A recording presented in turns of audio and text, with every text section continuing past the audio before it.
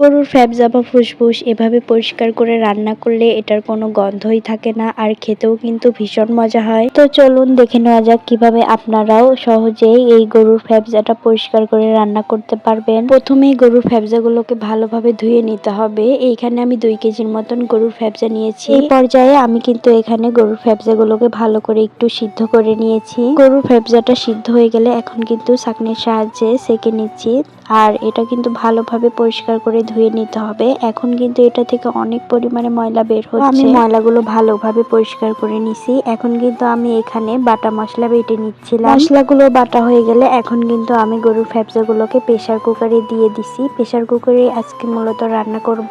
এইখানে আমি এক এক করে আদা রসুন বাটা, জিরা বাটা, তারপরে পেঁয়াজ সবকিছু দিয়ে দিচ্ছিলাম। যেহেতু আমি 2 কেজির মতন ফ্যাবজা নিয়েছি, সেহেতু এখানে কিন্তু বাটা মশলাটা একটু বেশি পরিমাণেই লাগবে। বাটা মশলাগুলা দেওয়া হয়ে গেলে এখন কিন্তু আমি এখানে 2 চামচের মতন হলুদের গুঁড়া দিয়ে দিব। হলুদের গুঁড়া দেওয়া হয়ে গেলে এখন কিন্তু আমি মরিচের গুঁড়াটাও দিয়ে দিব। মরিচের গুঁড়াটা 3 থেকে 4 চামচের মতোই দিছি। তারপরে আমি এইখানে পরিমাণ মতো লবণ দিয়ে দিছি। লবণটা দেওয়া হয়ে গেলে এখন কিন্তু আমি এটার মধ্যে পরিমাণ মতো তেল দিয়ে দিব।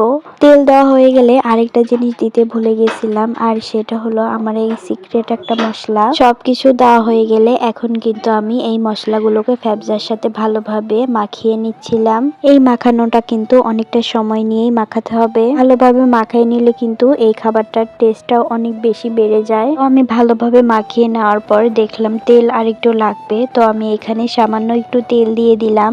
তেলটা দিয়ে আমি আবারও কিছুক্ষণ মেখে নিচ্ছি। পরে আমি এইখানে হাত ধোয়া পানি দিয়ে দিছি। পানিটা কিন্তু কমে দিতে হবে, যেহেতু আমি আগেই সিদ্ধ করে নিয়েছি। আর প্রেসার কুকারে কিন্তু সিদ্ধ হইতে সময় লাগে না, সেহেতু কম পরিমাণে পানি দিছি। এবার কিন্তু আমি প্রেসার কুকারের মুখটা লাগিয়ে চুলায় বসাই দিছি। আমার কাছে প্রেসার কুকারের রান্নাটা কিন্তু অনেক ইজি মনে হয়। অনেক সহজেই কিন্তু প্রেসার কুকারে রান্না করে নেওয়া যায়। প্রেসার কুকারে রান্না করলে কিন্তু অনেক সময়ও বেঁচে যায়। তো এখানে আমি 3 থেকে 4টার মতন শীষ দিয়ে রান্না করে নিছি।